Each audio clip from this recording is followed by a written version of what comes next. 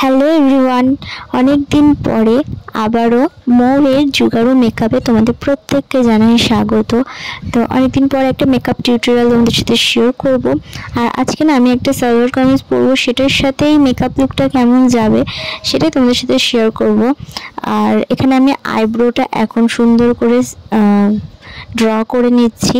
আর একটা কথা না বললেই না, সেটা হচ্ছে যে আমি যেহেতু শুধুমাত্র তোমাদের সাথে শেয়ার করার জন্য, রিল ভিডিও করার জন্য মেকআপটা করেছি, তাই আমার তো ফেসে অনেক রকম স্পট আছে, তোমরা দেখতেই পাচ্ছ।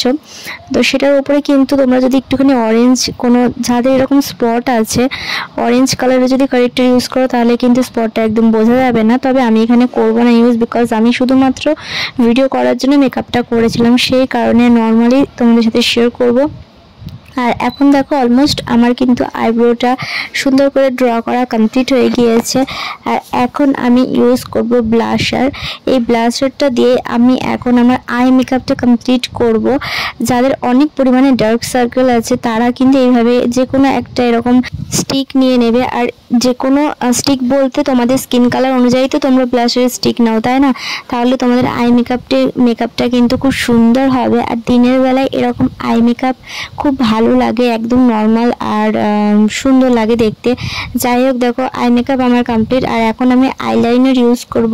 প্রথম থেকে আমি কিন্তু আইলাইনারটা একদমই কমা ইউজ করি, মানে একদমই লো রেঞ্জের যেটা বলে আর কি, ব্লু হেভেনের আইলাইনার আমি এখানে ইউজ করি, যেটা রেঞ্জ ছিল 50 রুপিস।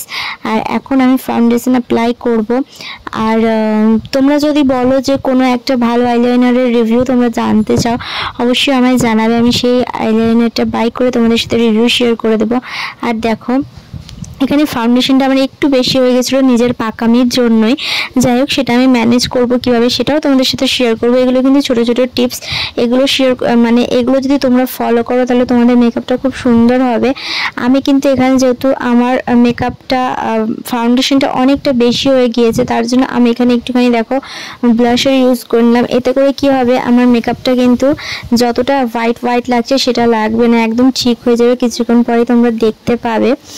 আর যেহেতু আমার ফেসে আগেই বলেছি অনেক রকমের স্পট আছে, সেই কারণে মেকআপটা আমি আরও কম নিতে হতো, আর সেটা আমি ম্যানেজ করে নিয়েছি, তোমরা দেখতেই পাচ্ছ। তারপর আমি লুজ পাউডার দিয়ে মেকআপটা সেট করে শুধুমাত্র একটুখানি রেডিশ করে গালে ব্লাশ দিয়ে নিয়েছি, লুজ এটা ব্লাশটা সরি। আর এরপরে একটুখানি হালকা হাইলাইটার দেওয়ার পর ভাবলাম যে লিপস্টিকটা দিয়ে ফেলি। লিপস্টিকটা এখানে আমি পিঙ্ক বলতে পারো অথবা পার্পল কালারও বলতে পারো, এরকম ধরনের একটা লিপস্টিক এখানে আমি অ্যাপ্লাই করেছিলাম। এখন না রেড লিপস্টিকের থেকে এইসব কালারই বেশি ভালো লাগছে। আর দেখো আমার ফুল লুকটা, আশা করছি তোমরা অনেকদিন আগে এই শর্টসগুলো পেয়ে গিয়েছো, হয়তো 1 মাস আগে, এটাও হতে পারে, কিংবা 2 মাস আগে। তো ভিডিওটা কেমন লাগলো অবশ্যই জানাবে। টাটা।